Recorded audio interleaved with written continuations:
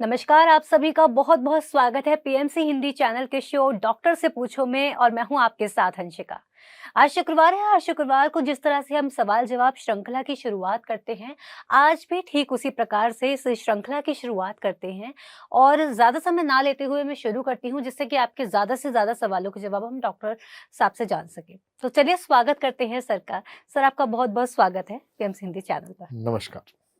तो सर आज की सवाल जवाब श्रृंखला में शुरू करना चाहूँगी। पहला सवाल है हमारा मंजू जी का। इनका कहना है कि इनको अपने कोलेस्ट्रॉल लेवल के बारे में जानकारी करनी है और जो कि इनका बहुत ज़्यादा हाई चल रहा है जो कि है 240 और उनकी आँखों के ऊपर भी निशान आ गया है हुँ। और जो कि कोलेस्ट्रॉल की वज़ह से ही है। तो इसके बारे में जानकारी चाहती हैं कि कैसे इसको डील करें? देखिए, यहाँ पर तो हम एक्यूप्रेशर पॉइंट की बात करेंगे। एक्यूप्रेशर हमारे कलाई पर, हमारे एल्बो पर LI11 एक्यूप्रेशर पॉइंट होता है। अगर LI11 एक्यूप्रेशर पॉइंट को हम सेलेक्ट करते हैं, सेलेक्ट करने के लिए कंटीन्यूअस प्रेशर लगाते हैं। अंगूठे से लगातार दबाव 1 मिनट से 2 मिनट के लिए। ऐसा दिन में 3 से 5 बार करना है। हमारे एल्बो पे ये जो LI11 एक्यूप्रेशर पॉइंट है, LI11 नाम से जैसा पता चलता है, लार्ज इंटेस्टाइन मेरिडियन का ये 11वां पॉइंट। दोनों हाथों में बारी-बारी से इस LI11 एक्यूप्रेशर पॉइंट को करना है। इसे जब हम सिलेक्ट करेंगे, तो यहाँ से सिलेक्ट करने से कोलेस्ट्रॉल कम होने लग जाएगा। साथ ही साथ हमें अपने जीवन में ध्यान को नियमित रूप से रखना है। मेडिटेशन प्रैक्टिस से हम रिलैक्स होकर जीना सीखेंगे।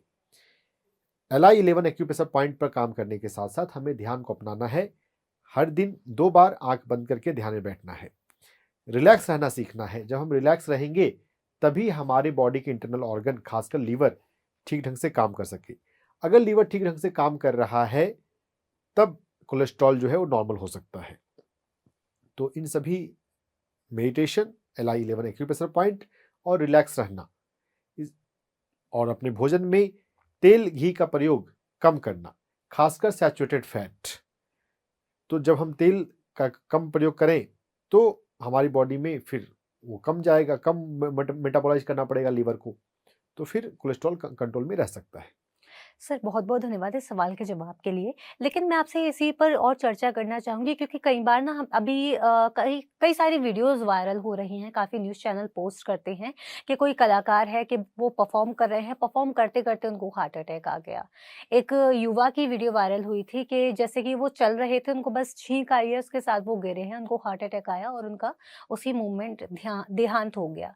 तो ये जो हार्ट अटैक के इतने सारे केस एकदम से बढ़ रहे हैं, कोई भी प्रॉब्लम नहीं होती है और डायरेक्ट हार्ट अटैक आता है और व्यक्ति की मौत हो जाती है। तो इस पर भी समझना चाहूँगी कि इनके पीछे क्या कारण हो सकते हैं? देखिए, आप जिस वीडियो की बात कर रहे हैं, पहले तो हमें यह भी देखना पड़ेगा कि वो वीडियो में जो डेथ हुई है, उसका कारण क्या हार्ट अटैक ही हार्ट है या अटैक है। दूसरा ही है?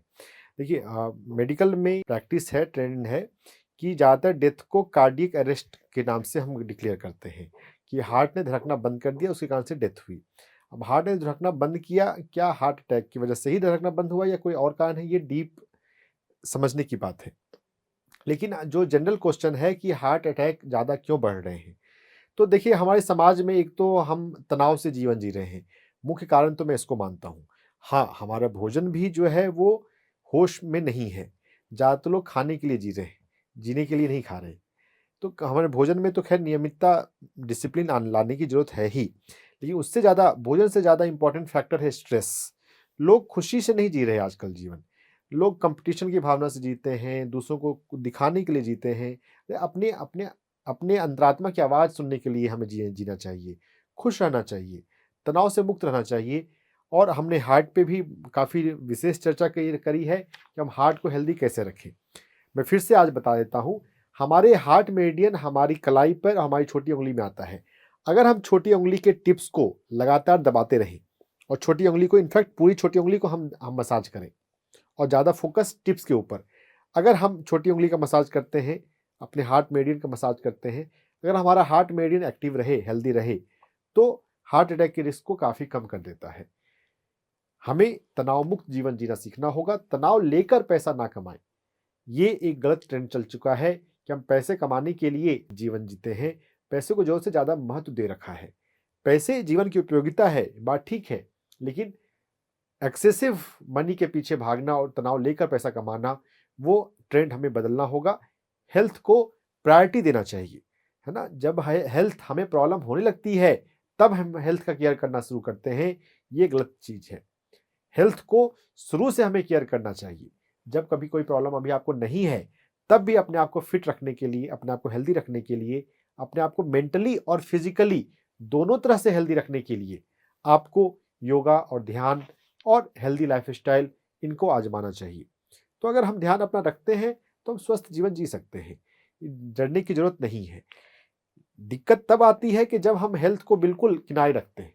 जब तक कोई दर्द हुआ नहीं तब तक हम हेल्थ के लिए कंसर्न नहीं होते, जो मन में आता है वो खाते हैं, जब मन में आता है तब सोते हैं। ये आदत तो ठीक नहीं है। सर क्या मैं आपसे समझना चाहूँगी कि जो कोलेस्ट्रॉल की समस्या है, क्या यहाँ पर इंटरमिटेंट फास्टिंग काम में आता है इसको सॉल्व करने में? बिल्कुल काम में आता है। इंटरमिटेंट फास्टिंग तो बहुत अच्छी प्रैक्टिस है, अगर हम इसको अपने जीवन में शामिल कर लें। इंटरमिटेंट फास्टिंग यानी कि 16 घंटे का फास्ट। हम सुबह में 10 बजे अगर ब्रेकफास्ट कर रहे हैं, शाम में 6 बजे तक हम अपना डिनर, रात का भोजन कर लें। 8 घंटे के विंडो में अगर हम खाते हैं तो 16 घंटे का जो बाकी जो टाइम बचता है, बॉडी को अपना मेटाबॉलिज्म, अपने आप को डिटॉक्स करने के लिए समय मिल जाता है। तो ये इंटरमिटेंट फास्टिंग ईजी है, लेकिन ये बहुत फायदेमंद है। महीने में 1 दिन फास्टिंग करनी चाहिए। फास्टिंग के लिए तो जनरल रूल है। नवरात्रा के समय बहुत लोग फास्टिंग करते हैं। फास्टिंग एक बहुत अच्छी आदत है। अगर हम फास्टिंग करते हैं तो हम ज़्यादा हेल्दी रहेंगे। Okay, thank you so much sir इस सवाल के जवाब के लिए और इतने सारे क्लियर हमको देने के लिए कि हाँ, अगर कोलेस्ट्रॉल हाई चल रहा है, तो हम वहाँ पर इंटरमिटेंट फास्टिंग और फास्टिंग से कहीं न कहीं उसको थोड़ा बहुत कंट्रोल में ला बिल्कुल सकते कर हैं। सकते हैं। इसके यस, साथ ही हमें फिज़िकली एक्टिव भी रहना है, हमें कुछ आउटडोर गेम्स भी करने हैं, जिससे कि जो है हमारा ब्लड फ्लो वो अच्छा रहे। यस। तो सर इसी के साथ अगला सवाल है निशा शर्मा जी का। इनका कहना है कि इनको 10 साल से घुटनों में बड़ी परेशानी है और इसका इलाज भी कराया लेकिन कोई दवाई इनको असर नहीं कर रही, काफ़ी परेशान रहती हैं। हमें यही सीखना है। इनका नाम बताया आपने, निशा। निशा। निशा जी, दवाइयों का इलाज मुख्य इलाज नहीं है। जो इलाज में आपको मेहनत करनी पड़ती है, आपको प्रयास करना पड़ता है, वही आपको भीतर से और गहरे से ठीक करता है। हम दवाओं के आधारित जीवन जी रहे हैं, इस सोच को हमें बदलना है। अपने रूटीन को हेल्दी रखना है। वॉकिंग का एक रूटीन होना चाहिए, हमें थोड़ा एक्टिव रहना चाहिए, हमेशा में बैठे नहीं रहना चाहिए। ओवरवेट अगर हम हो तो ओवरवेट को ठीक करें। अगर वजन ज़्यादा है फिर तो घुटने दर्द आएगा ना।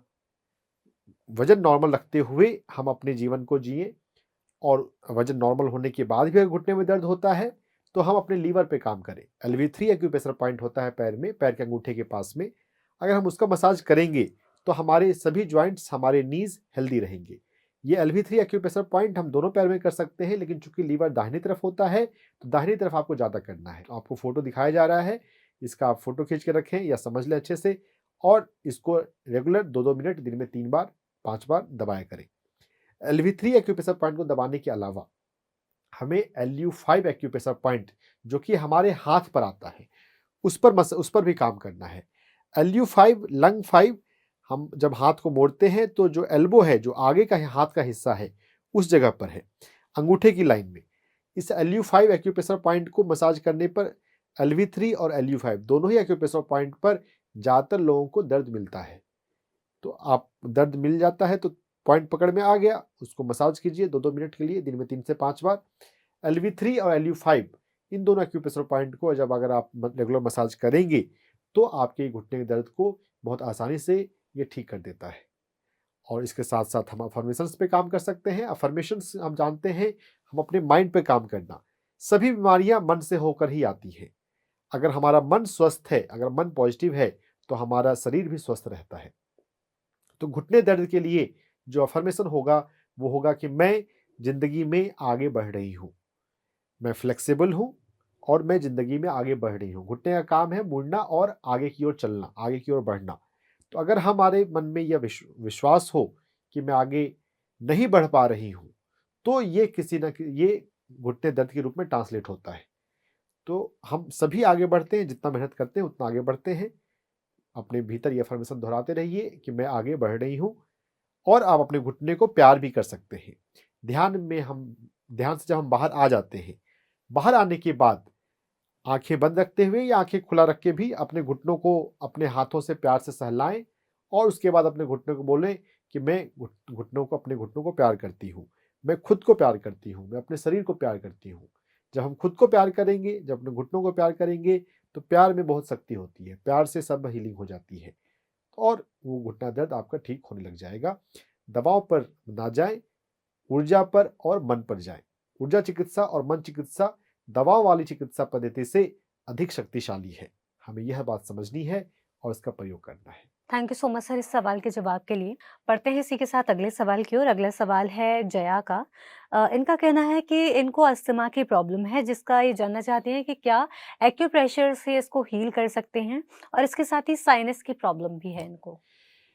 एक्यूप्रेशर प्लस अफर्मेशन से हम हर एक बीमारी को हील कर सकते हैं।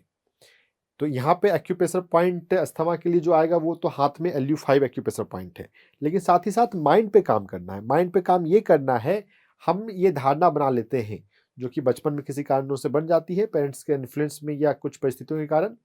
तो यहाँ पर धारणा ये है कि मैं अपनी ज़िंदगी को ठीक से नहीं जी पा रही हूँ, और ये बचपन में या जब आपके जीवन में अस्थमा डेवलप हुआ होगा, उस साल आपके मन में ये ऐसा कंसेप्ट रहा होगा।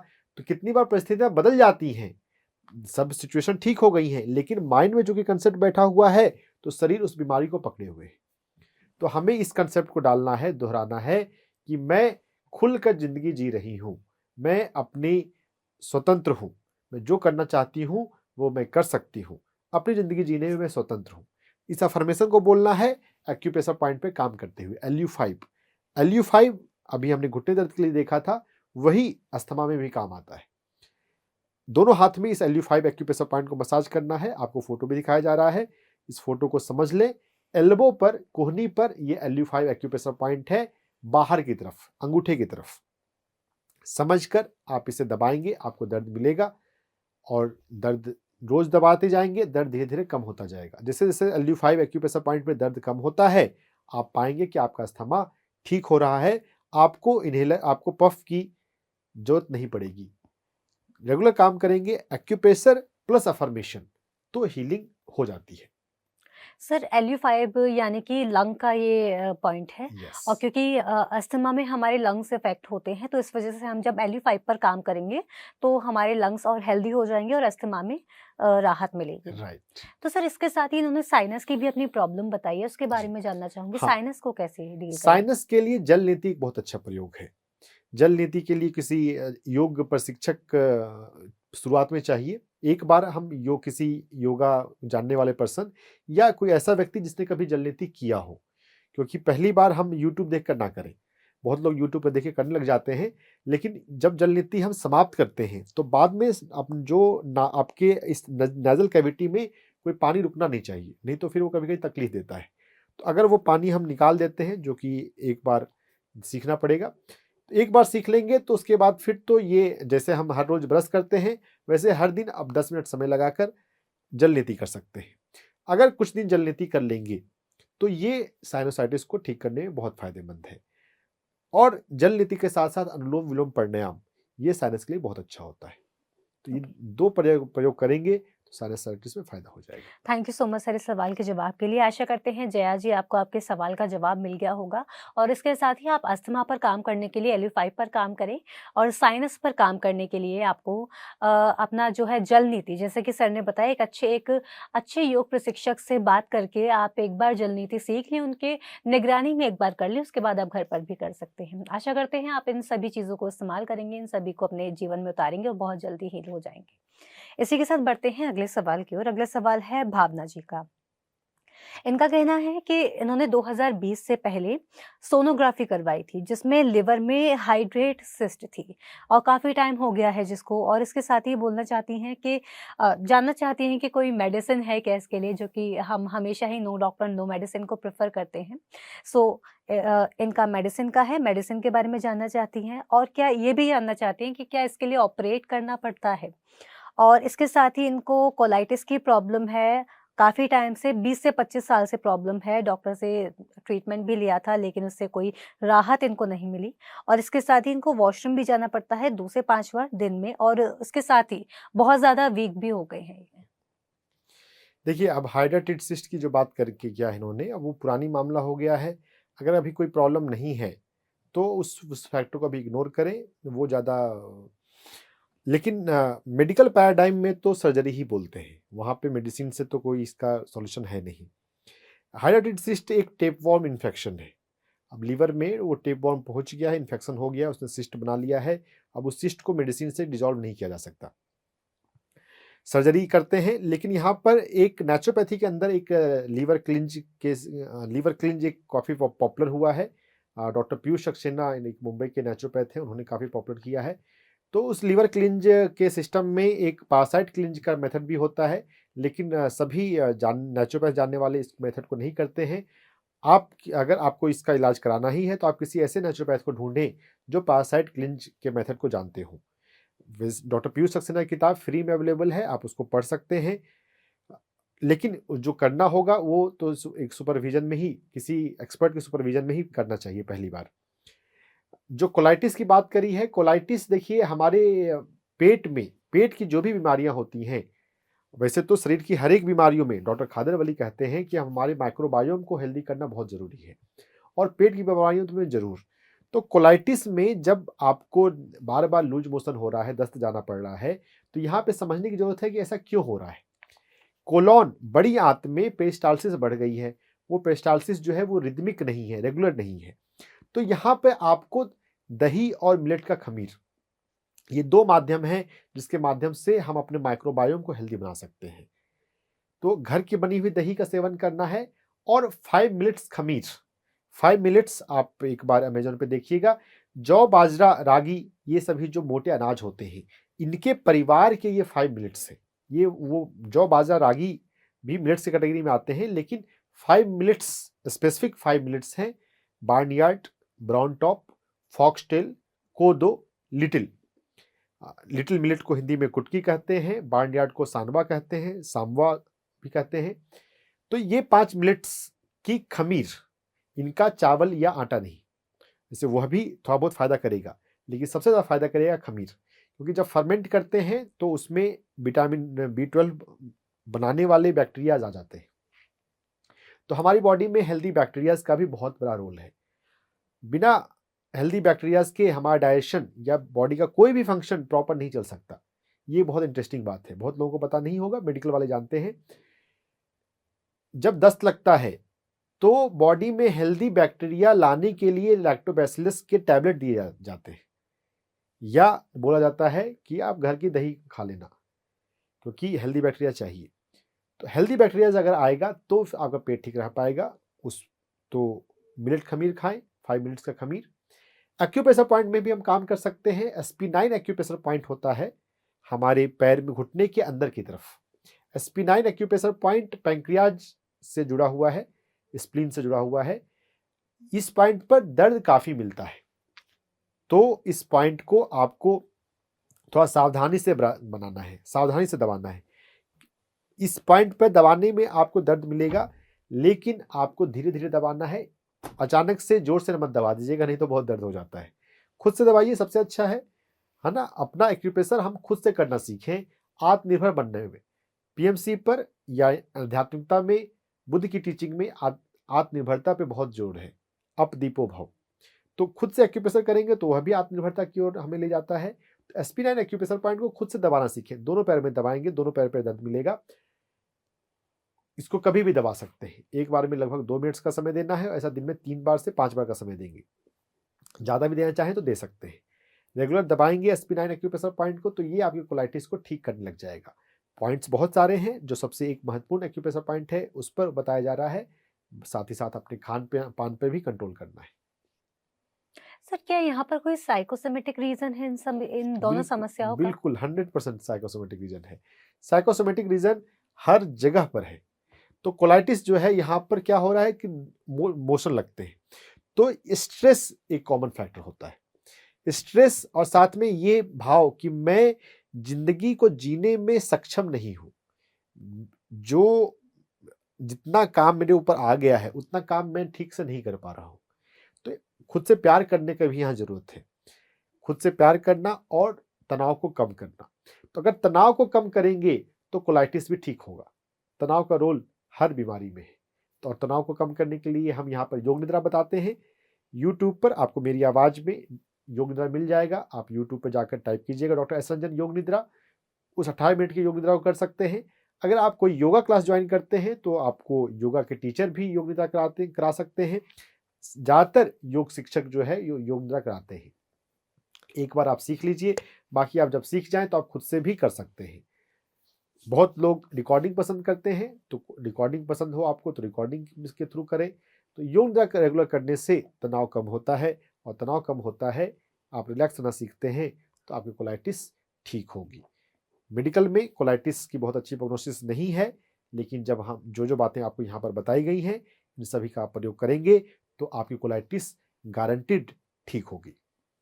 Thank you so much sir इस सवाल के जवाब के लिए। आशा करते हैं भावना आपको आपके सवाल का जवाब मिल गया होगा, और इसके साथ ही आप अपने जीवन में इन सभी बातों को अपनाएं, जिससे कि आपकी जो समस्याएं हैं वो बहुत जल्द दूर हो जाएं। तो इसी के साथ बढ़ते हैं अगले सवाल की ओर सर। अगला सवाल है रतन जी का। इनकी एज 55 है। इनका कहना है कि इनको मिल्क के सब्सटेंसेस से एलर्जी हो जाती है, और इनका कहना है कि अगर ये कोई भी मिल्क से रिलेटेड चीज़ खाते हैं या पीते हैं तो उनकी बॉडी में इचिंग होना शुरू हो जाती है। तो इस पर आपसे सहायता चाहते हैं। नहीं, तो यहाँ पर तो एक बात अच्छी है कि जो मिल्क है वो हमारी बॉडी के लिए बहुत अच्छा नहीं है। और इनको क्लियर हो गया यहाँ पर कि हाँ, हमको मिल्क से ही प्रॉब्लम हो रही है। यस, देखिए परंपरा के अनुसार भले ये बात रही है कि पहले हम गाय पालते थे, हमारे आंगन हमारे घर के पिछवाड़े में गाय होती थी, खुद से हम गाय का दूध निकालते थे और दूध का सेवन करते थे। ऐसी भी स्टोरीज हैं कि बच्चे गाय के थन से डायरेक्ट धार से दूध पी लेते थे। तो चलिए, जब वो समय था तब हम दूध का उपयोग करते थे।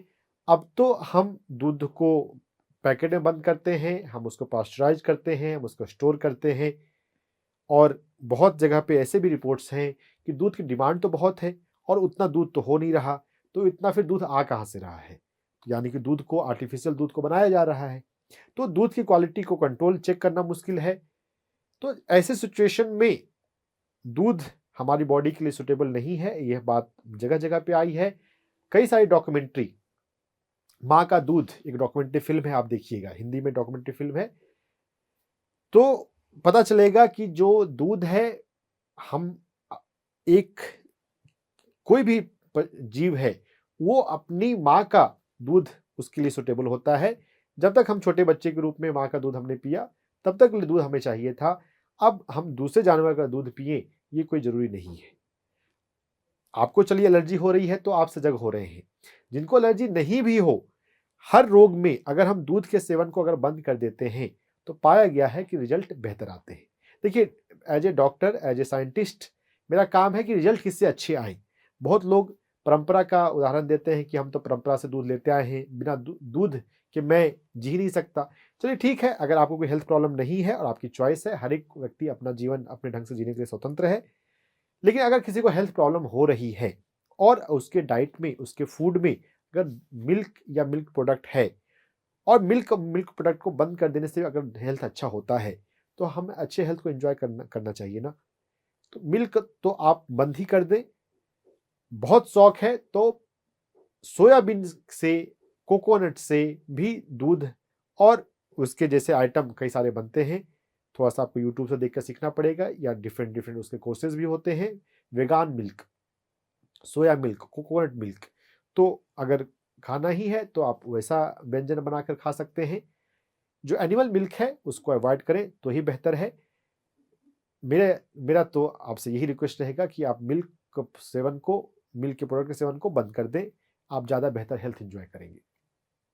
सर क्या यहाँ पर इनको दही से भी दूरी बनानी है? क्योंकि दही का कई बार माना देखा जाता है कि दूध से प्रॉब्लम हो रही है, लेकिन दही फ़ायदेमंद साबित होता है। तो हाँ, दही का क्या इफ़ेक्ट? देखिए यहाँ पे एक इंटरेस्टिंग बात है कि हमारी बॉडी में जो हमें विटामिन B12 चाहिए, B12 के जो बैक्टीरिया हैं हमारी बॉडी में, अगर हमारे हेल्दी बैक्टीरियाज हमारी बॉडी में हो तो B12 हमारी बॉडी में खुद ब खुद बनता है। तो B12 बनाने के वाले बैक्टीरियाज और साथ ही साथ कुछ दूसरे हेल्दी बैक्टीरियाज, वो हमें दही से मिलते हैं। तो दूध और दूध के प्रोडक्ट हमारे हेल्थ के लिए अच्छे नहीं हैं, लेकिन दही, इंटरेस्टिंग बात है, वो हमारे हेल्थ के लिए अच्छा है। तो जो रिसर्च में पाया गया है जो अनुभवों से समझ में आया है हम उसको प्रयोग करें। लेकिन घर की बनी दही ज़्यादा अच्छी है। आप बाहर से दही मंगाएँ उससे ज़्यादा अच्छा है घर की बनी दही है। हाइजीन भी हाइजीन भी बेहतर मिल जाता है ना? फ्रेश ताज़ी दही मिल जाती है जब आप घर की दही ले लेते हैं तो आप। तो घर की बनी हुई दही अगर आप लेना चाहें तो वो ले सकते हैं। दही ले सकते हैं, छाछ ले सकते हैं, मट्ठा ले सकते हैं, लस्सी ले सकते हैं। तो वहाँ तक कोई दिक्कत नहीं है। Okay, thank you so much sir इस सवाल के जवाब के लिए। आशा करते हैं रतन जी आपको आपके सवाल का जवाब मिल गया होगा और इसी के साथ बढ़ते हैं अपने आज के अगले सवाल की ओर। अगला सवाल है अंशुल अग्रवाल जी का, एमपी से है ये। इनका कहना है कि इनके पिताजी जिनका नाम श्री अनिल कुमार अग्रवाल है, इनकी उम्र 63 वर्ष है और इनको डॉक्टर ने पार्किंसन की प्रॉब्लम बताई है जिसकी वजह से उनका पूरा शरीर कंपन करता है, काँपता है और जिसकी वजह से उनको खाना खाने में, अन्य कार्य करने में बड़ी परेशानी होती है। लेकिन उन्होंने ये पिछले 20 दिनों से ध्यान भी किया है 1 घंटे जिसकी वजह से उनकी सेहत में काफ़ी सुधार आया है। लेकिन अब उनको प्रॉब्लम हो रही है बेड सोर्स की, तो जिसकी वजह से उनको प्रॉब्लम आ रही है ध्यान करने में, वो ध्यान भी नहीं कर पा रहे। तो अब जानना चाहते हैं कि वो किस तरह से इस बीमारी में अपना और प्रोग्रेस करें कि जो बीमारी है वो हील हो जाए और ध्यान से और कैसे लाभ पा सकते हैं? बहुत अच्छी बात है, ध्यान करने से आपने पाया है कि आपको फ़ायदा हो रहा है। ध्यान से बिल्कुल हर एक रोग में फ़ायदा होता है। पार्किंसन हो या बेड सोर्स हो या कोई दूसरी बीमारी हो, बस थोड़ा-सा धैर्य रखना पड़ता है।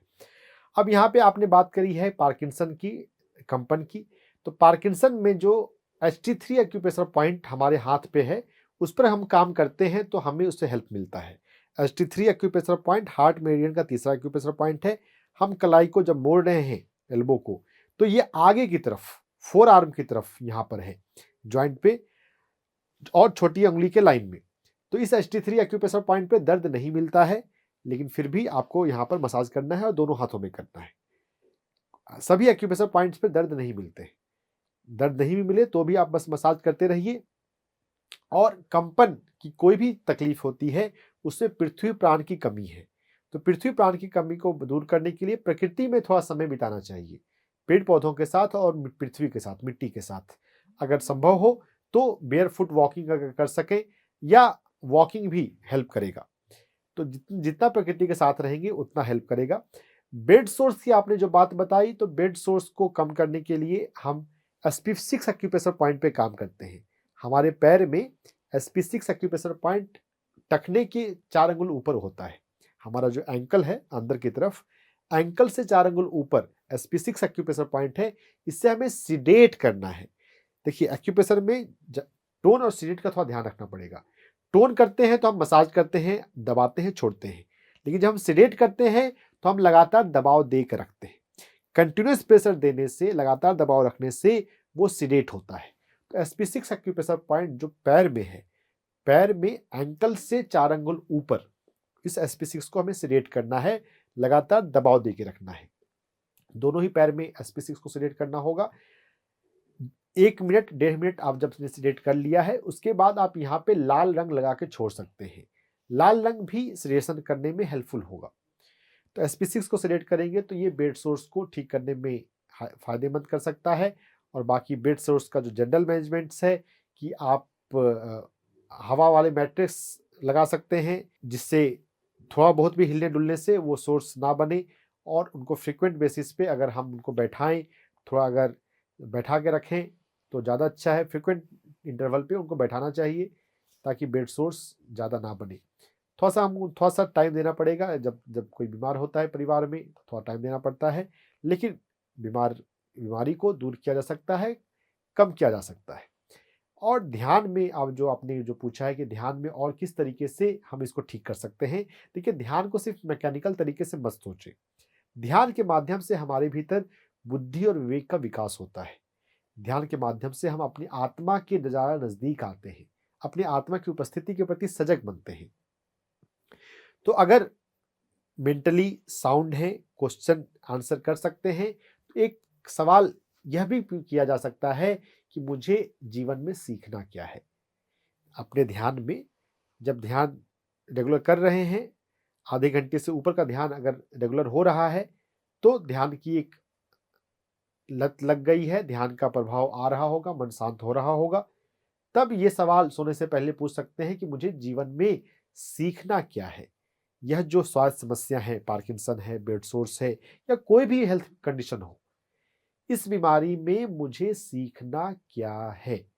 अगर हम इस सीखने का सवाल पूछते हैं और अगर ध्यान करते हुए मन शांत हो रहा है तो जवाब भी आता है। वो जवाब जो अंतरात्मा से आ रहा है, आत्मा से आ रहा है, अगर वो समझ में आ जाए और वो हम करने लग जाएं तो दुनिया की हर बीमारी ठीक हो सकती है। ये आध्यात्मिकता की एक बड़ी अनूठी बात है। अध्यात्म के इस डायमेंशन को बहुत लोगों ने नहीं समझा है। बहुत सारे आध्यात्मिक लोग भी इस बात को अभी नहीं जानते कि आप अपनी आत्मा से गाइडेंस ले सकते हैं। आप अपने सोल से, अपने हायर सेल्फ से पूछ सकते हैं और जवाब पा सकते हैं। थोड़ा सा धैर्य चाहिए और थोड़ी सी शून्यता का, थोड़ी शांति का अभ्यास चाहिए। तो अगर रेगुलर मेडिटेशन हो रहा है तो आप ये पूछ कर देखें, जो जवाब आता है उस पर अमल करें। Thank you so much sir इस सवाल के जवाब के लिए। और जैसे आपने बताया कि ध्यान से बिल्कुल हीलिंग हो सकती है, आपको ध्यान में और गहरा उतरने की ज़रूरत है। और जैसे कि सर ने बताया कि आपको अपने पिताजी का थोड़ा-सा और ध्यान रखने की आवश्यकता है, क्योंकि जैसे कि जो भी पर्सन बीमार होता है, उनको थोड़ी एक्स्ट्रा केयर की ज़रूरत होती है। तो आप थोड़ा-सा उनका एक्स्ट्रा ध्यान रखिए, उनके साथ खुद भी ध्यान में बैठिए और आशा करते हैं कि आपके पिताजी बहुत जल्द ही स्वस्थ हो जाएँगे। तो इसी के साथ सर बढ़ते हैं अगले सवाल की ओर। अगला सवाल है प्रीति शर्मा जी का। इनकी उम्र है 49 वर्ष। इनका कहना है कि इनके पैरों की हड्डियों में बड़ा दर्द रहता है, तो इसके बारे में चाहती हैं जानकारी। पैरों की हड्डियों में अगर दर्द रहता हो तो हड्डियों का कनेक्शन ना किडनी से माना जाता है। तो अगर हमारी किडनी स्वस्थ हो, किडनी की नाड़ी स्वस्थ हो तो हड्डियों में दर्द नहीं होगा। तो हमारे पैर में K7 एक्यूप्रेशर पॉइंट होता है। K7 एक्यूप्रेशर पॉइंट हमारे एंकल के पीछे और 2 अंगुल ऊपर है। तो इस K7 एक्यूप्रेशर पॉइंट को अगर हम मसाज करेंगे तो हमारे किडनी के मेरिडियन और फिर हमारी किडनी ऑर्गन्स हेल्दी होंगे और किडनी हेल्दी है तो हड्डियां हेल्दी होंगी। इस K7 एक्यूप्रेशर पॉइंट का आपको फोटो दिखाया जा रहा है, आप समझ लीजिए। हमारे एंकल से पीछे और उससे 2 अंगुल ऊपर हमें इस K7 एक्यूप्रेशर पॉइंट का मसाज करना है। मसाज 2-2 मिनट के लिए दिन में 3 बार और अगर हो सके तो उससे भी ज़्यादा हमें करना चाहिए। रेगुलर मसाज करने से आपकी पैर की हड्डियों का दर्द ठीक हो जाएगा। सर किडनी की इनकी प्रॉब्लम है जैसा कि आपने बताया, तो क्या कुछ और ये साथ में अपनी डाइट में ऐड करके या कैसे करके कुछ और इम्प्रूवमेंट कर सकते बहुत हैं? सारे तरीकों से कह सकते हैं। जब एक बार हमने कनेक्शन ढूँढ लिया जी। कि अगर हड्डियाँ का दर्द है, तो हड्डियाँ का दर्द कहाँ से होता है? किडनी से होता है। तो किडनी को हेल्दी रखने के लिए हम बहुत कुछ कर सकते हैं। हम मखाना खा सकते हैं, हम मक्का खा सकते हैं, मेज, हम राजमा खा सकते हैं। ये सभी किडनी के लिए हेल्दी है। हम किडनी डिटॉक्स कर सकते हैं। किडनी डिटॉक्स का तरीका थोड़ा-सा एक बार सीखना पड़ेगा। भुट्टे के बाल को बॉयल किया जाता है और जब पानी थोड़ा कम रह जाए तो उस पानी को 24 घंटे में पिया जाता है। तो भुट्टे के बाल को पीने से हमारा किडनी डिटॉक्स होता है, हमारी किडनी साफ हो जाती है। तो किडनी साफ हो जाए तो किडनी हेल्दी हो जाएगी। तो उस तरीके से काम कर सकते हैं, कई ढंग से किडनी पर काम कर सकते हैं। किडनी अपने आप में एक बहुत बड़ा टॉपिक है। ओके। सर जैसे कि इनको पैरों की हड्डियों में प्रॉब्लम है, तो क्या कहीं इसकी ये संभावनाएँ हो सकती हैं कि कहीं कैल्शियम की कुछ डेफिशिएंसी आ रही हो? हो भी सकती है और नहीं भी हो सकती है। वो तो अगर च अगर ऐसा होता, अगर माने कि अगर ऐसा है, तो फिर क्या कुछ कर सकते हैं? क्योंकि हम दोनों चीज़ों को लेकर के चलते हैं। ठीक है। तो फिर हमारे पैर में K6 एक्यूप्रेशर पॉइंट होता है, एंकल से जस्ट नीचे। इस K7 पे ब्लैक कलर लगाने से और K6 पे ब्लैक कलर लगाने से हमारी बॉडी में कैल्शियम बढ़ने लगता है। ओके। तो सर आपने कलर ब्लैक बताया, यानी कि हमें यहाँ पर अर्थ पृथ्वी को प्राण को बढ़ाना है। पृथ्वी प्राण को बढ़ाना है। जी। Okay. Thank you so much sir इस सवाल के जवाब के लिए। आशा करते हैं कि जो हमारी व्यूअर हैं प्रीति, उनको आपको आपके सवाल का जवाब मिल गया होगा। और इसी के साथ बढ़ते हैं अगले सवाल की ओर। अगला सवाल है, हमारे एक व्यूअर ने भेजा है, ये उनकी पत्नी के लिए उन्होंने सवाल भेजा है। उनकी उम्र है 55 वर्ष और नाम सावित्री है। उनका कहना है कि उनको गठिया की यानी कि आर्थराइटिस की प्रॉब्लम है और 6 महीने से एलोपैथी का इलाज ले रहे हैं वो। दवाइयाँ इसकी लंबे समय तक लेनी पड़ती हैं, जिसकी वजह से उनको साइड इफ़ेक्ट्स का डर है। तो वो चाहते हैं कि ये जो बीमारी है इसको जड़ से कैसे खत्म किया जाए? देखिए, जड़ से खत्म करने के लिए तो हमें अपने जीवन में ध्यान को अपनाना पड़ेगा। जब हम मेडिटेशन को अपनाएँगे, अपने माइंड को पॉजिटिव बनाएँगे, अपनी एनर्जी लेवल पे, एनर्जी प्रणालियों पर, ऑरा पर, चक्रा पर काम करेंगे, तब ये जड़ से ठीक होगा। दवाइयों से बीमारी ठीक तो होती नहीं है और जड़ से तो बिल्कुल भी नहीं होती है। आपको ये बात समझ में आ रही है, अच्छी बात है, इस पर काम करना शुरू करें। रेगुलर 2 दिन में 2 बार ध्यान में बैठें और यहाँ पर खुद से प्यार करने का अफ़र्मेशन, मैं खुद से प्यार करती हूँ, उसका भी प्रयोग आपको हेल्पफुल रहेगा। आई लव माई सेल्फ, मैं खुद से प्यार करती हूँ। एक्यूप्रेशर पॉइंट की मैं बात करूँ तो LI10 को सिलेक्ट करना फ़ायदेमंद होता है। LI10 जो है वो हमारे हाथ में बाहर की तरफ होता है। LI10 एक्यूप्रेशर पॉइंट आपको चित्र भी दिखाया जा रहा है, इसको समझ लीजिए। एंकल पे LI11 है और उसके नीचे LI10 है। हमें LI10 को सेडेट करना है। सेडेट करने के लिए हम लगातार दबाव देते हैं। 1 मिनट से 1.5 मिनट का दबाव हम दे सकते हैं। यहाँ पर थोड़ा दर्द मिलेगा, दर्द को थोड़ा बर्दाश्त करें। खुद से कर रहे हैं तब तो बहुत आसानी से हो सकता है, कोई दूसरे से भी करवा सकते हैं। सेडेट 1 मिनट से 1.5 मिनट का सेडेशन करना है और दिन में 3 से 5 बार। जब दोनों हाथों में बारी-बारी से आप सेडेट करेंगे तो ये अर्थराइटिस में काफ़ी फ़ायदेमंद होता है। इसके साथ-साथ हमें थोड़ा योगा करना चाहिए। योगा के अभ्यास से भी, आसनों के अभ्यास से भी हम अर्थराइटिस में, गठियावात में काफ़ी फ़ायदा पाते हैं। योगा अगर करते हैं तो योगा में पवन मुक्तासन, सूक्ष्म व्यायाम और पवन मुक्तासन सबसे अच्छे आसन हैं और पैरों के आसन बटरफ्लाई, हमें उस पर काम करना है। तो जब हम सूक्ष्म व्यायाम करेंगे, बटरफ्लाई करेंगे तो इससे हमारे जो जॉइंट्स हैं उनमें वात, वायु जमा नहीं होगी और वात और वायु जमा उसमें नहीं होगी तो वो हेल्दी हो जाएंगे। तो मेडिकल में गठिया का इलाज प्रॉपर नहीं है, बस pain killer, NSAID pain killer को ही लंबे समय तक खाना होता है, जिसके अपने साइड इफेक्ट्स हैं। यह बात आपको पता है, तो पता तो है लेकिन आपको मेहनत भी करनी पड़ेगी अपने आप पे। अब यहाँ पे कोई दवा नहीं है, यहाँ पे आपको टाइम देना है। आपको अपने साथ मेडिटेशन करते हुए, अफर्मेशन करते हुए, इन सभी का जब आप रेगुलर करेंगे तो आपको डेफिनेटली फायदा होगा। Thank you so much sir इस सवाल के जवाब के लिए। इसी के साथ बढ़ते हैं अगले सवाल की ओर। अगला सवाल है अनिल गुप्ता जी का। इनका कहना है कि इनको सर्वाइकल पेन की प्रॉब्लम है और जिसकी वजह से इसके साथ ही इनको बोन सैंड एक्यूट प्रॉब्लम है और इसके साथ ही कफ की प्रॉब्लम है। स्लीप भी ढंग से नहीं हो पाती, मतलब सो नहीं पाते हैं ढंग से।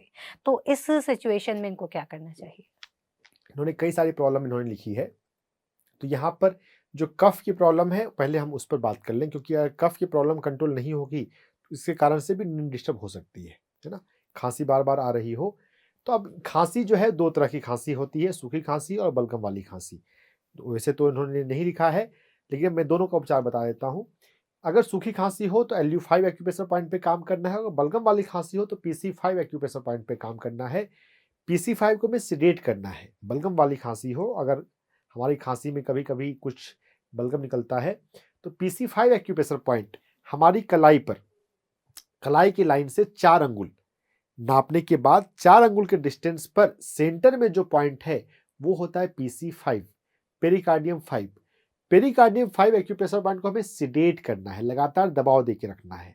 आपको चित्र दिखाया जा रहा है PC5 एक्यूप्रेशर पॉइंट का, समझ लीजिए। जो कलाई की तरफ से जो तीसरा पॉइंट है वो P5 यानी कि PC5 एक्यूप्रेशर पॉइंट है, पेरिकार्डियम 5। इसे हमें सेडेट करना है। सेडेट करने के लिए हम लगातार दबाव दे के रखते हैं। दोनों हाथों में आपको ये एक्यूप्रेशर पॉइंट पे काम करना पड़ेगा। 2 मिनट के लिए दबाव दीजिए और ऐसा दिन में 3 बार करें। दबाव देने के साथ साथ आप यहाँ पर लाल रंग का प्रयोग कर सकते हैं। तो PC5 को सेलेक्ट करने से प्रोडक्टिव कफ, बलगम वाली खांसी में आपको फायदा होगा। सूखी खांसी के लिए हम LU5 एक्यूप्रेशर पॉइंट में मसाज करेंगे। LU5 हमारी एल्बो पे, कोहनी पर है, अंगूठे की लाइन में बाहर की तरफ। दोनों हाथों में LU5 पे मसाज करना है, उससे ड्राई कफ हमारा ठीक होने लगता है। LU5 का चित्र आपको दिखाया जा रहा है, समझ लीजिए। कलाई पर बाहर की तरफ यानी कि अंगूठे की लाइन में एक्यूप्रेशर पॉइंट है। इस एक्यूप्रेशर पॉइंट पर दर्द मिलता है। PC5 पर दर्द नहीं मिलता है। दर्द नहीं मिलता है तो भी आपको काम करना है। LU5 पर दर्द मिलता है। दर्द आप जब मसाज करते जाएंगे तो दर्द धीरे धीरे कम होगा, जिससे दर्द कम होगा, आपकी खांसी ठीक होगी। जब आपकी खांसी ठीक हो जाए तो उससे आपकी नींद डिस्टर्ब अगर हो रही हो तो नींद ठीक से आने लग जाएगी।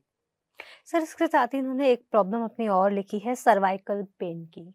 तो इसके बारे में भी आपसे जानना चाहूँगी, इसको कैसे ये ठीक करें? देखिए सर्वाइकल में क्या होता है, हमारा जो नेक का रीजन है वो स्टिफ हो जाता है ना, और उसी कारण से दर्द होने लगता है, हम झुक नहीं पाते हैं, हम गर्दन भी नहीं हिला पाते हैं। तो यहाँ पर साइकोसोमेटिक रीजन की मैं बात करूंगा कि मानसिक, हमारे मानसिक किस एटीट्यूड के कारण, कौन सी विचार व्यवस्था के कारण हमें ये प्रॉब्लम हो रही है। तो ये कारण है जिद्दीपन, रिजिडिटी, कि मेरे जीवन में यस यही काम होना चाहिए और ऐसे ही होना चाहिए।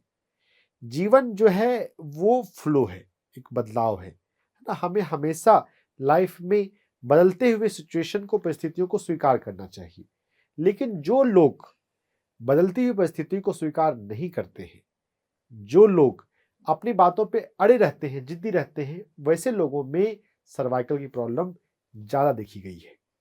तो आप अपने भीतर चिंतन मनन करें कि क्या आप जिद्दी हैं या आप सिचुएशन के अनुसार बदलाव को स्वीकार कर लेते हैं। तो अफर्मेशन यहाँ पर हो जाएगा कि मैं बदलने को तैयार हूं, मैं बदलाव को स्वीकार करता हूं। I am flexible, I am adaptable. मैं बदलाव को स्वीकार करता हूं, मैं बदलने को तैयार हूं। अपने नेक के कॉरेस्पॉन्डेंस, अपने थंब को पकड़े हुए, छुए हुए हम अफर्मेशन करते जाएं, मैं बदलाव को स्वीकार करता हूं, मैं बदलने को तैयार हूं। अफर्मेशन से भी सभी बीमारियां ठीक होती हैं। रेगुलर रूप से अफर्मेशन करेंगे, आप इसके चमत्कारिक रिजल्ट्स देखेंगे। Okay, thank you so much sir इस सवाल के जवाब के लिए भी। सर इसके साथ ही समझना चाहूँगी कि क्या इसके कुछ और कारण हो सकते हैं सर्वाइकल पेन के, या फिर इलाज और किस तरह से कर सकते हैं और क्या कुछ इसमें कर सकते हैं? देखिए सर्वाइकल क्या होता है कि कोई भी दर्द जो है वो वायु के हिसाब से देखें तो वात वायु, अपान वायु हमारे शरीर में जब रुक जाती है, वो नहीं बह रही है, तो उसके कारण से दर्द आता है। तो अपान वायु के मूवमेंट के लिए हम कोई भी आसन प्राणायाम करेंगे तो उससे वायु का मूवमेंट होगा और वो एरिया फ्री होगा। तो योगासन का अभ्यास, एक्सरसाइज यहाँ पर फायदेमंद हो सकता है ना, लेकिन धीरे धीरे ही करना चाहिए। हमें कोई जोर से, झटके से, जल्दबाजी में नहीं करना चाहिए। स्लो, धीरे धीरे करेंगे तो अच्छा फायदा पाएंगे। तो योगासन का अभ्यास यहाँ पर फायदेमंद हो सकता है। Okay, thank you so much sir इस सवाल के भी जवाब के लिए। इसी के साथ बढ़ते हैं अब अपने अगले सवाल की, और अगला सवाल है रमेश जी का। इनका कहना है कि इनका पिस्टुला का ऑपरेशन हुआ था, जिसके बाद से इनको गुदा द्वार पर छोटी गांठ हो गई है। इनको एलोपैथी इलाज नहीं करवाना है, आपसे इलाज की जानकारी चाहते हैं। जब जीवन में खट्टे अनुभव मिले, उसके बाद हम सोच रहे हैं कि हमें एलोपैथी का इलाज नहीं करवाना है। यही बात अगर पहले अगर हम समझ जाते तो शायद ज़्यादा बेहतर स्वास्थ्य आप जी रहे होते। चलिए, जब जागे तब हम सवेरा। तो फिस्टुला जो है, यहाँ पर जो भी फिशर या फिस्टुला या इस तरह की प्रॉब्लम होती है, यहाँ पर एक कारण जो है, साइकोसोमेटिक कारण जो है, वो पास्ट हर्ट, पुराने समय में, पिछले 2-4 साल, 4 साल, 5 साल में कोई धोखा की बात, कोई ऐसी बात, कोई ऐसा नुकसान हुआ हो जिसको हम याद करके बैठे हैं। हमें पुरानी बातों को फॉरगिव करना और लेट गो करना सीखना चाहिए। तो आई फॉरगिव, मैं माफ करता हूँ, मैं पुरानी बातों को छोड़ता हूँ, मैं पुरानी बातों को माफ करता हूँ। ऐसा अफर्मेशन आपको करना है। लुई हे की किताब you can heal your life पढ़ें, हम अफर्मेशंस करना हम सीखें। परिवर्तन के एपिसोड्स में मैं अब आपको बता रहा हूँ किस प्रकार से हम अफर्मेशंस का प्रयोग करें। आप वो भी एपिसोड्स देख सकते हैं, उनको भी देखिए और थोड़ा सा खुद से पढ़ने की आदत डालिए। अफर्मेशंस करना सीखना है, और सबसे बड़ा अफर्मेशन यहाँ पर है माफ करना, पुरानी बातों को छोड़ना। हम यहाँ पे सुजोग पॉइंट पे भी मैं आपको थोड़ा बता देता हूँ। हमारा जो प्रेनियम का कॉरेस्पॉन्डेंस है वो ये एरिया है। हमें अपने इस एरिया को छूते हुए, पकड़े हुए अफर्मेशंस करना है। मैं पुरानी बातों को माफ करता हूँ, I let go, I forgive, I forgive, मैं माफ करता हूँ। और साथ में जो जनरल अफर्मेशंस हैं, मैं खुद से प्यार करता हूँ, मेरे जीवन में जो हो रहा है अच्छा हो रहा है, अच्छे के लिए हो रहा है, ऑल इज वेल, मेरे जीवन में सब कुछ अच्छे के लिए हो रहा है, अच्छा हो रहा है। तो फॉरगिवनेस का अफर्मेशन और जनरल अफर्मेशंस करेंगे।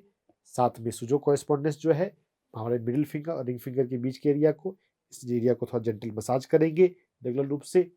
तो इसको रेगुलर करेंगे तो आपको फ़ायदा होना चाहिए। Thank you so much sir इस सवाल के जवाब के लिए भी। इसी के साथ बढ़ते हैं अगले सवाल की ओर। अगला सवाल जो है शत्रुंजय जी का है और इनका कहना है कि ये डायबिटीज़ के मरीज़ हैं 2002 से और इनकी उम्र अभी 62 वर्ष है। दोनों पैरों की मसल्स में इनके दर्द रहता है, घुटने से नीचे ज़्यादा दर्द रहता है। मधुमेह नियंत्रण में रहता है और दाहिनी एड़ी में दर्द रहता है। अब इन्होंने कहा मधुमेह नियंत्रण में रहता है। अब ये मधुमेह नियंत्रण गोलियों की वजह से रहता है या या आपका नॉर्मल रहता नेचुरली है? नियंत्रण में रहता है? जी। अगर गोलियों की वजह से नियंत्रण में है, तो इनका नाम शत्रुंजय। शत्रुंजय जी, उसको कंट्रोल नहीं माना जाएगा। वो गोलियों के डर से, गोलियों के कारण ज़बरदस्ती वो कंट्रोल में है, वो प्रॉपर कंट्रोल में नहीं है। प्रॉपर कंट्रोल वो है जब आप अपने खान-पान की वजह से, जब आप अपने लाइफ़स्टाइल की वजह से, अपने ध्यान की वजह से उसको कंट्रोल में कर लेते हैं और वो संभव है। आपको थोड़ा संयमित जीवन जीना सीखना पड़ेगा। चलिए, मैं अभी अगर ऐसा ही मान लूँ कि आपने अपने हेल्दी लाइफ़स्टाइल से अपने डायबिटीज़ को कंट्रोल कर लिया है, उसके बाद अगर आपको दर्द हो रहा है, तो ये भी शायद हो सकता है कि कंट्रोल हुआ है लेकिन बहुत अच्छा कंट्रोल नहीं हुआ है और अच्छे कंट्रोल करने की ज़रूरत है। तो यहाँ पे मैं आपको ऐसा एक्यूप्रेशर पॉइंट बताता हूँ जो आपको पैरों के दर्द में भी फ़ायदा देगा और अगर डायबिटीज़ है तो डायबिटीज़ को भी कंट्रोल करने में फ़ायदा करेगा। 2 एक्यूप्रेशर पॉइंट SP4 और SP6, स्प्लीन 4 और स्प्लीन 6। SP4 हमारे पैर के तलवे यानी कि गोरा हिस्सा और सांवला हिस्सा के जंक्शन पे होता है, आपको चित्र दिखाया जा रहा है। SP4 एक्यूप्रेशर पॉइंट को समझ लीजिए, ये जो वहाँ पर जो हड्डी है वो हड्डी के बेस पर जड़ में है। SP4 एक्यूप्रेशर पॉइंट को मसाज करेंगे तो इससे आपको डायबिटीज में भी फायदा होगा और पैरों के दर्द में भी फायदा होगा। SP4 के साथ साथ SP6 एक्यूप्रेशर पॉइंट स्प्लीन नाड़ी का, पैंक्रियाज नाड़ी का छठा पॉइंट, ये टखने से 4 अंगुल ऊपर होता है, एंकल से। इसको दोनों पैर में आपको मसाज देना है। SP4 एक्यूप्रेशर पॉइंट पे दर्द ज़्यादातर लोगों को मिलता है, दर्द मिलेगा लेकिन फिर भी आप इसको मसाज करें, आपको ये मीठा दर्द होगा। मसाज करने से कि थोड़े समय के बाद ये दर्द अपने आप ठीक हो जाएगा, लेकिन साथ ही साथ आपका पैर का दर्द भी ठीक होगा। दोनों पैरों में SP6 एक्यूप्रेशर पॉइंट का मसाज करें। परिवार में आप दूसरे सदस्यों से भी करवा सकते हैं और खुद से भी कर सकते हैं। SP4 SP6 दोनों का अगर आप रेगुलर मसाज करेंगे तो आपका पैर का दर्द ठीक होने लग जाएगा। सर इनके जैसे कि इन्होंने बताया है कि इनके दोनों पैरों में दर्द है। आपने बताया कि हमें इन एक्यूप्रेशर पॉइंट्स पर काम करके कर सकते हैं। लेकिन मैं ये भी समझना चाहूँगी कि क्या यहाँ पर क्या कोई ऊर्जा डिसबैलेंस हो रही है? बिल्कुल, अब मधुमेह है तो पैंक्रियाज की ऊर्जा डिसबैलेंस है। जी। पैंक्रियाज के अंदर पृथ्वी का प्राण जो है वो नहीं पहुंच रहा है, जितना पहुंचना चाहिए वो कम है। तो पृथ्वी प्राण को बढ़ाने के लिए जो SP4 एक्यूप्रेशर पॉइंट है उसको मसाज करेंगे तो पृथ्वी प्राण बढ़ेगा हमारे शरीर में। तो हर एक एक्यूप्रेशर पॉइंट yin का या yang का होता है, तो किसी को भी मसाज करने से yin एनर्जी या yang एनर्जी बढ़ती है। SP4 की मसाज करने से पृथ्वी प्राण बढ़ेगा। सर और क्या कुछ कर सकते हैं इनकी इस समस्या में? हर एक रोग में बहुत कुछ किया जा सकता है। पृथ्वी प्राण बढ़ाना है, पृथ्वी के संपर्क में हमें रहना चाहिए। हमें बेयरफुट वॉकिंग सुबह दिन के सुबह के समय या किसी भी समय, सुबह का समय आइडियल है। सुबह ना कर सकें तो दिन में कभी भी हमें मिट्टी पर या घास पर 10 मिनट के लिए चलना चाहिए। तो पृथ्वी पर जब नंगे पैर चलेंगे या चलना अगर आपको ज़्यादा संभव नहीं हो, ज़्यादा एरिया नहीं है, तो बस पृथ्वी पर आप खड़े रहिए, पृथ्वी पर बैठे रहिए, कुर्सी लगा लीजिए, अपने पैर को ज़मीन पर रखिए। ज़मीन पर पैर रखने से अर्थिंग होती है, ग्राउंडिंग होती है, तो पृथ्वी प्राण हमारे भीतर बढ़ने लगता है। तो पृथ्वी प्राण को बढ़ाया जा सकता है। वैसे भी हर व्यक्ति को 15 से 20 मिनट पृथ्वी के संपर्क में और 15 से 20 मिनट सूर्य के संपर्क में अगर हम रेगुलर रूप से रहते हैं तो हम बहुत सारी बीमारियों से बचे रहेंगे। ये सबके लिए है। एक ऐसा पर्सन भी जिसको कोई हेल्थ प्रॉब्लम नहीं है, अगर वो हर दिन 15-20 मिनट सूर्य प्रकाश और 15-20 मिनट पृथ्वी पर नंगे पैर मिट्टी पे या घास पे रहना, बेयरफुट वॉकिंग, अगर इतना करता है ना तो बहुत सारी बीमारियां आने से पहले ही टल जाएंगी। तो पृथ्वी प्राण को हम ऐसे बढ़ा सकते हैं। सर जैसे कि उन्होंने बताया कि इनको पैरों में दर्द की समस्या है, तो उनको बाहर जाने में भी काफ़ी तकलीफ होती होगी, चढ़ना, बैठना, उतरना। तो क्या हम घर पे रहकर भी ऐसे पृथ्वी से कनेक्ट हो सकते हैं क्या? हो सकते हैं, लेकिन वो रिकमेंडेड मैं नहीं करूँगा। अगर पॉसिबल है। देखिए, एक बार हम किसी तरह से मिट्टी वाली जगह पे पार्क में पहुँच जाएँ, तो बहुत ज़्यादा मेहनत नहीं है। धीरे-धीरे जाएँ, धीरे-धीरे आएँ, ना वो ज़्यादा आसानी होगा। अगर वो बिल्कुल ही संभव नहीं होता है, तो हम कल्पना के माध्यम से भी पृथ्वी प्राण को अपने भावों की से अपनी ऊर्जा में ला सकते हैं। सर कल्पना के हाँ, द्वारा कैसे? कल्पना शक्ति विजुअलाइज़ेशन बहुत पावरफुल होती है। कल्पना शक्ति से सब कुछ संभव है। द सीक्रेट डॉक्यूमेंट्री फ़िल्म अगर हमने देखी हो, तो उसमें विजुअलाइज़ेशन के माध्यम से बहुत कुछ हम मैनिफेस्ट करते हैं और हेल्थ पर्सपेक्टिव में भी फ़ायदा पाते हैं। तो यहाँ पे मूलाधार चक्र के माध्यम से हमको पृथ्वी ऊर्जा को लेना है। अपने ध्यान में जब हम बैठते हैं, ध्यान के अंत में जब हमारा नॉर्मल 1 घंटे का आनापानसति मेडिटेशन समाप्त हो गया हो, उसके बाद हम पृथ्वी प्राण को हार्नेस करने के लिए ध्यान में बैठें, आँख बंद करके, और कल्पना करें कि मूलाधार चक्र से हम पृथ्वी प्राण को अपने आप में खींच रहे हैं। तो ये कल्पना के प्रयोग करने से हम पृथ्वी चक्र के से अपने शरीर में पृथ्वी प्राण को बढ़ा सकते हैं। Okay, thank you so much sir इस सवाल के भी जवाब के लिए। आशा करते हैं कि आपको आपके सवाल का जवाब मिल गया होगा और इसके साथ ही आप अपना थोड़ा-सा अब आप नेचर से कनेक्ट होना शुरू करेंगे। क्योंकि जब आप नेचर से कनेक्ट होंगे तो आपके पैरों के एक तो मूवमेंट भी आप करोगे, जब आप नेचर में जाओगे। तो कहीं न कहीं क्या होता है कि सर ऐसा भी कई बार देखा जाता है ना कि जब हम ज़्यादा मूवमेंट नहीं करते हैं तो ब्लड सर्कुलेशन भी प्रॉपर नहीं होता। बिल्कुल सही। लाइफ़स्टाइल मेडिसिन में तो कहते हैं कि एक व्यक्ति को लगभग 10,000 स्टेप्स स्टेप्स। हर दिन चलना चाहिए। जी। यानी कि ये 30 टू 40 मिनट्स की वॉकिंग हो जाएगी। अगर हम पूरे दिन में 30 से 40 मिनट अगर पैदल नहीं चल रहे हैं, तो कोई ना कोई रोग हमें जीवन में आ सकता है। तो हमें वॉक करनी है, इसीलिए आपने इनको भी बताया कि जिससे कि वॉकिंग हो और इसके साथ ही इनका ब्लड फ्लो बढ़े, पृथ्वी से कनेक्ट हों और जिससे कि इनकी जो समस्या है वो हील हो, पैरों के दर्द की समस्या इनकी कम हो। यस। तो इसी के साथ बढ़ते हैं आज के अगले सवाल की ओर। अगला सवाल है सुनीता जी का। इनका कहना है कि इनकी जो कोलेस्ट्रॉल है और शुगर है वो थोड़ी हाई है और इसके साथ ही ये एलोपैथी मेडिसिन सब नहीं लेना चाहती हैं। इनको आयुर्वेद का एडवाइस किया गया था और अब ये एक्यूप्रेशर पॉइंट्स के बारे में जानना चाहती हैं और इसके साथ ही जानना चाहती हैं कि क्या इनको रिपोर्ट्स दोबारा से करवानी चाहिए टेस्ट? दोबारा से कराएँगे तो वही रिपोर्ट्स आएँगी, है ना? जब तक अगर हमने अपने हेल्थ को अच्छा करने के लिए कोई मेहनत नहीं किया है, कोई प्रयास विशेष प्रयास नहीं किया है, तो वही रिपोर्ट आने वाला है। रिपोर्ट तो अभी तुरंत मत कराइए, 3 महीने के बाद रिपोर्ट कराइएगा। आपने एक्यूप्रेशर पॉइंट पूछा है, देखिए हमारे पहले रिकॉर्डिंग्स भी आपको मिल जाएँगी डायबिटीज़ के ऊपर, 1 घंटे का टॉक आपको दिया है। फिर भी चलिए सवाल आपका आया है तो फिर से हम समझ लें, जो शुगर हमारे शरीर में डिस्टर्ब होता है, शुगर को कंट्रोल करने के लिए हमारी बॉडी में पैंक्रियाज ऑर्गन है और पैंक्रियाज के पीछे पास में स्प्लीन है। स्प्लीन और पैंक्रियाज एनर्जी वाइज जुड़े हुए हैं। तो हमें अपने पैर में स्प्लीन की नाड़ियों पर काम करना है। SP4, SP6, SP9 ये 3 एक्यूप्रेशर पॉइंट अपने पैर में अगर हम मसाज करें, दोनों पैर में कर लें प्रिकॉशन के बेसिस पर, नहीं तो मेन आएगा दाहिने पैर में। SP4, SP6, SP9 इन तीनों एक्यूप्रेशर पॉइंट को, स्प्लीन के जो भी पॉइंट आपको दिखाए जा रहे हैं, इन पांचों एक्यूप्रेशर पॉइंट्स को अगर आप मसाज करें और खासकर SP2, SP3, SP4 पर, तो आप पाएंगे कि यहाँ पर आपको दर्द मिलेगा। SP4 पर खासकर, तो इनको अगर आप रेगुलर मसाज करेंगे तो आपको आपका जो शुगर है वो कंट्रोल होने लग जाएगा।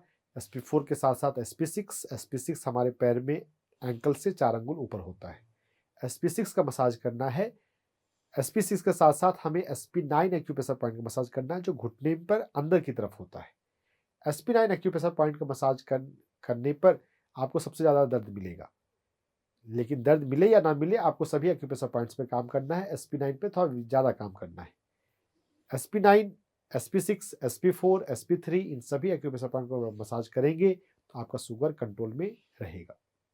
सर तो आपसे जानना चाहूँगी कि ये दोबारा रिपोर्ट्स कब कराएँ? मतलब ये 3 महीने, सारी 3 3 महीने के बाद। ओके, तो जैसे आपने बताया उन सारी चीज़ों को अपनाने के बाद 3 महीने के बाद ये रिपोर्ट करा सकते हैं, तब देख सकते हैं कि इनकी हालत पे, इनकी तबीयत पर कितना ज़्यादा सुधार है और रिपोर्ट्स के द्वारा वो देख सकते हैं।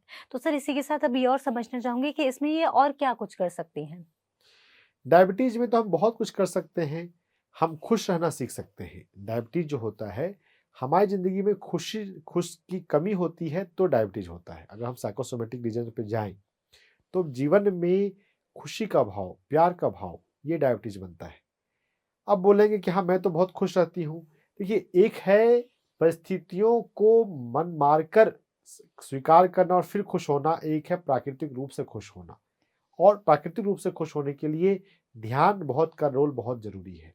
जितना आपके जीवन में ध्यान होगा, आप उतने ज़्यादा भीतर से आप खुश रहेंगे। तो आपको दिन में 2 बार ध्यान का अभ्यास करना चाहिए। SP4, SP6, SP9 जो एक्यूप्रेशर पॉइंट बताए गए हैं, यहाँ पर आप हल्दी लगा सकते हैं। हल्दी लगाने से स्प्लीन की नाड़ी, पैंक्रियाज की नाड़ी जो है वो ज़्यादा प्राणवान बनती है, मजबूत बनती है।